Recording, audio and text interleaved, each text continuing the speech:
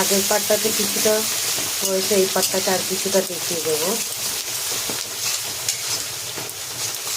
জানি না আমার রান্না কতটা ভালো লাগবে তোমাদের। যদি ভালো লাগে তো প্লিজ বন্ধুরা লাইক অ্যান্ড সাবস্ক্রাইব।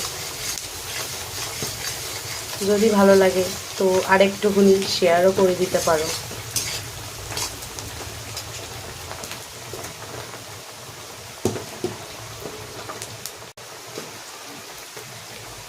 দিয়ে দিলাম আদা রসুন।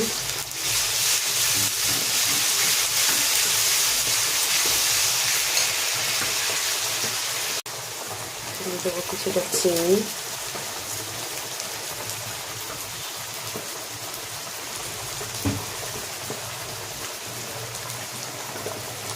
এবার দিয়ে দেবো একটু জিরে আর ধনিয়া একসাথে ড্রাই রোস্ট করা আছে।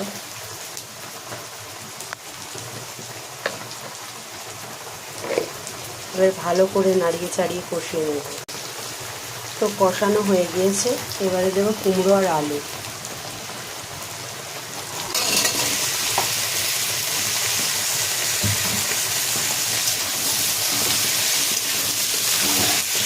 এবার আলুটা কিছুক্ষণ ভাজতে থাকি, তারপর ডাঁটা আর চিংড়ি মাছটা দিই।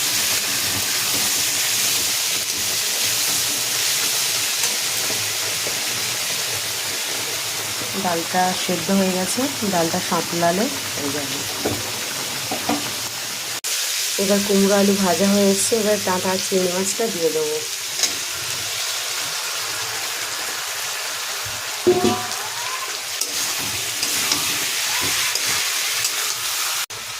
এবার ডাঁটাটা দিয়ে কিছুক্ষণ নাড়িয়ে চাড়িয়ে ভালো মতন ভাজা তো আগে একটু কষিয়ে নিয়ে তারপর জল দিয়ে দিতে হবে।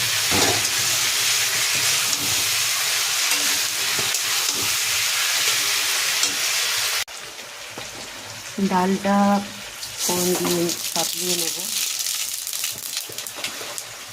আর পুঁই শাকটাও হওয়ার মতো হয়ে এসছে, জল দিয়ে দেবো।